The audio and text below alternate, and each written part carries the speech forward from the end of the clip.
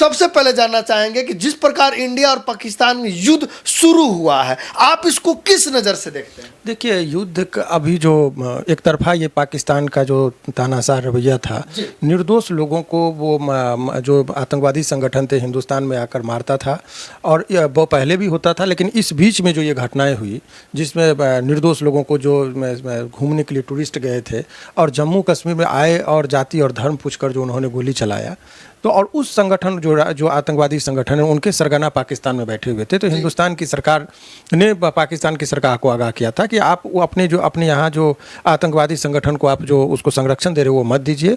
लेकिन 14-15 दिन बीत जाने के बाद भी जब पाकिस्तान सरकार ने कोई भी उन लोगों के खिलाफ स्टेप नहीं लिया, तब बाध्य होकर भारतीय सरकार और भारतीय सेना ने उन आतंकवादी ठिकानों को ध्वस्त करने की कोशिश की और किया भी, जो भारत में आकर उपद्रव मचाते थे।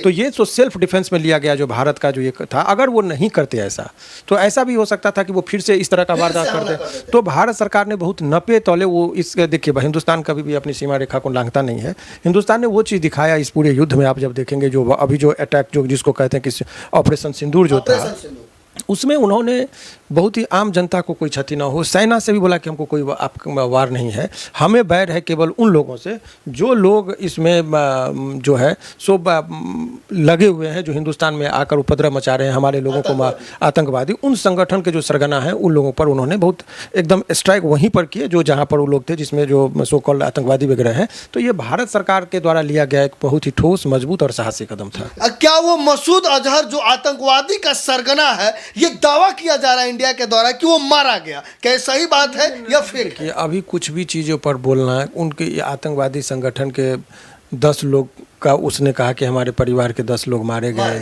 हाँ। तो ये सब चीज़ जो है सो ये सब चल रहा है, लेकिन सहमति दिखाना पड़ेगा। लेकिन सबसे बड़ी बात ये है, और हमारे दर्शक जानना भी चाहते हैं कि जो इंडिया और पाकिस्तान के बाद वॉर चल रहा है, क्या ये बॉर्डर तक ही सीमित रहेगा या इसका असर बिहार, यूपी, झारखंड में भी होगा? देखिए, 2 कारण हैं। हाँ। 2 कारणों से ये यूपी और बिहार के लोगों को टारगेट करने में उसको समय लगेगा। पहला कारण, मैं जहाँ तक जानता हूँ, एक कारण तो ये हो सकता है हवा के माध्यम से जब हमारे देश में एंट्री करने की कोशिश करेगा तो उसको, उस लड़ाकू को वो हवा में ही मारकर वो गिरा सकता है, यानी कि यहाँ तक नहीं पहुँचेगा। लेकिन अभी पहले ये युद्ध जो था, सो जो वार का जो स्टाइल था, युद्ध नहीं आप कहेंगे, वार जो माने जिस तरीके से इन लोगों ने अटैक जो किया था, इसलिए वार और अटैक में थोड़ा सा ये है। तो इंडियन गवर्नमेंट के द्वारा, भारत के जो सेना है उनके द्वारा हर चीज़ का ध्यान रखा गया बहुत ही परिमार्जित तौर पर, कि किसी को, कोई आम जनता को, पाकिस्तान का ही जनता क्यों न, उनको इफेक्ट नहीं, हमको जो आतंकवादी संगठन है उनके सरगना को प्रहार किया गया था उनके ऊपर व्यक्तिगत तौर पर। सेना से भी कुछ नहीं था। लेकिन वहाँ की सेना ने जो अभी जो अमृतसर में जो गुरुद्वारा और अन्य लोगों को जो तबाह किया, जिसमें आम जनता की जान गई है, यानी कि उसने फिर एक मर्यादा का उल्लंघन किया है, जिसमें आम जनता का वो जो है सो जान को क्षति पहुंचाने की कोशिश की है। तो अब ऐसे, उसके बाद जो अभी ये खबर आ रही है कि हिंदुस्तान के द्वारा कराची और अन्य जगह पर ड्रोन वार का जो बात है 9 जगहों पर, तो ये लड़ाई बॉर्डर तक अब सीमित नहीं रह गई। बॉर्डर के भीतर में कराची, रावलपिंडी, लाहौर तक का जो मामला जब ये जा रहा है, तो ये कह देना कि बॉर्डर तक सीमित है, सोने ऐसी परिस्थिति में सभी मॉक ड्रिल इसीलिए किया गया कि कोई भी आपातकाल स्थिति आ जाएगी तो सबको तैयार है। लेकिन मुझे पूरा विश्वास है और हम लोग देख भी रहे हैं कि हिंदुस्तान की जितनी भी जनता है इस बार आर या पार के मूड में है। हर परिस्थिति में जान गंवानी पड़े तो भी कोई गम नहीं है।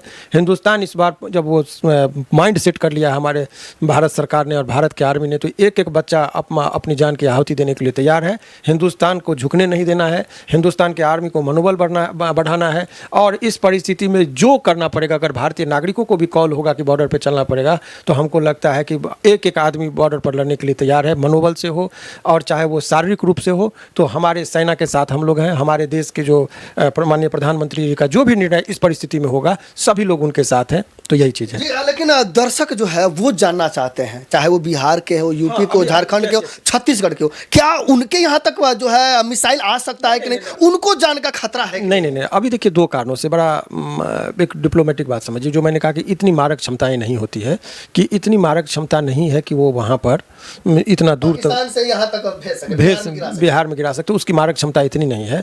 और दूसरा, हमारा डिफेंस सिस्टम इतना मजबूत है कि हाँ, कि वो चीज़ नहीं होगा। लेकिन अंतर्राष्ट्रीय लेवल पर पर भी इस चीज़ की चर्चाएं हो रही है। रसिया क्या कर रहा है, चाइना क्या कर रहा है, अमेरिका क्या कर रहा है, ब्रिटेन क्या कर रहा है, यूनाइटेड नेशन ऑर्गेनाइजेशंस जो था कि युद्ध को रोकने के लिए उन लोगों की भी पहल होती है। तो ये जो अंतर्राष्ट्रीय लॉ जो होता है, जब रूल बिटवीन द नेशन कि दो राज्यों के भी दो कंट्री के बीच में जब कोई चीज़ होगा तो उसको रेगुलेट करने के लिए जो कानून है अंतर्राष्ट्रीय लेवल पर, अंतर्राष्ट्रीय लॉ जो है, बहुत सारा कन्वेंशन हुआ है, समझौता जो होता है सम्मेलन के बाद जो ट्रीटी होता है दो कंट्री के बीच में, तो ये सब तमाम तरह के मुद्दों पर सारे चीज़ लोग लगे हुए। वियना कन्वेंशन है, बहुत सारा कन्वेंशन इस सब पर हुआ है। और अंतर्राष्ट्रीय लेवल पर अंतर्राष्ट्रीय संगठन सब जो जितने भी हैं उन लोग भी का भी बयान आ रहा है। सारे बयान, अधिकतर बयान हिंदुस्तान के फेवर में कि हिंदुस्तान ने कोई ऐसा अपने सीमा रेखा का उल्लंघन नहीं किया।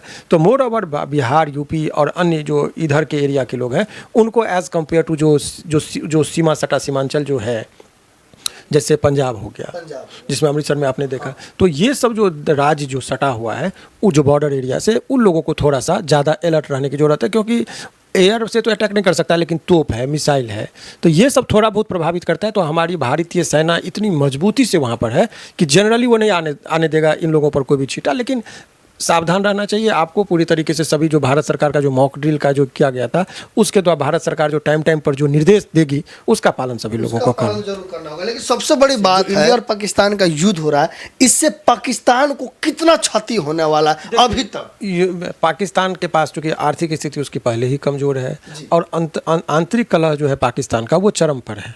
वो वहाँ सेना और जो प्रधानमंत्री होते हैं उन लोगों के बीच में भी जो कुर्सी को लेकर हमेशा खींचाता नहीं होता, कभी तक था पलट होता है। हिंदुस्तान जैसे व्यवस्थाएं नहीं है तो वो सब ऐसे ही था। जनता में त्राहिमाम है। एक तीन पैरेलल वहाँ पर सरकार चलती है। एक तो पॉलिटिकल पार्टियां जो करती है वो, दूसरा सेना के हाथ में सत्ता होता है और तीसरा जो आतंकवादी के संगठन के जो मुखिया हैं जिसको आप वो लोग भी प्रभावित करते हैं। तो वो वहाँ पर तो अनियंत्रित की भावना है। तो आंतरिक कलह इतना है और इससे युद्ध करा देना, युद्ध की स्थिति में ये सामंजस्य नहीं हो सकता है। इसीलिए ये यदि वो युद्ध की तरफ बढ़ते हैं तो पाकिस्तान का जो बनावट है अभी सारी चीज़ों पर वो बहुत जल्दी तबाह हो जाएगा। कहीं ना कहीं इस युद्ध में पाकिस्तान मुंह की खाने वाला खा चुका है। खाने वाली बात नहीं, अभी तक उसका सारे मोर्चे पर वो विफल होता जा रहा है। उनका जो हिंदुस्तान, चूँकि अभी हिंदुस्तान संयमी तरीके से काम कर रही है, वो अपनी मर्यादा को समझ रहे हैं।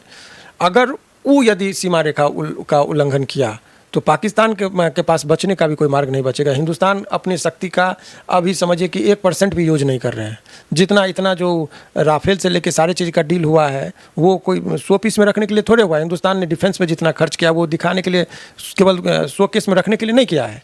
तो ज़रूरत पड़ेगी तो हिंदुस्तान एक चीज़ का इस्तेमाल कर सकती है। लेकिन ये तो हमारे देश के जो प्रधानमंत्री जी हैं, रक्षा मंत्री जी हैं, या देश की जितने भी विपक्ष के नेता हों, या सभी लोगों में इतनी सामंजस्य ट्यूनिंग है। जब बाहरी वार होता है तो सभी एक हो जाते हैं। यहाँ अभी कोई पॉलिटिकल पार्टी नहीं होती है। तो सभी लोगों का इतना अच्छा कॉम्बिनेशन है और सभी लोग बहुत संयमी तरीके से, चूंकि वो भारतीय परंपरा को नहीं तोड़ना चाह रहे हैं, तो इस वजह से वो लोग का थोड़ा बहुत नहीं तो जरा सा ये चाह देंगे तो पाकिस्तान का कल नस्तो नाबूद हो जाएगा, नक्शे पर नहीं मिलेगा पाकिस्तान। जनता को क्या संदेश देना चाहिए? जनता को ऐसे परिस्थिति में जब युद्ध हो अपने पर्सनल ग्रीवांसेस को कोई भी ऐसा चीज़ ना करें कि जिससे हिंदुस्तान के अंतर कलह बढ़े। इसमें सारे सिकवे गिले को भूल कर भाईचारा का, हिंदू मुस्लिम सिख ईसाई आपस में सब भाई भाई, ये जो नारा है उसको बुलंद करना है और बाहरी लोग जो है पाकिस्तान उसको मुंहतोड़ जवाब देना है।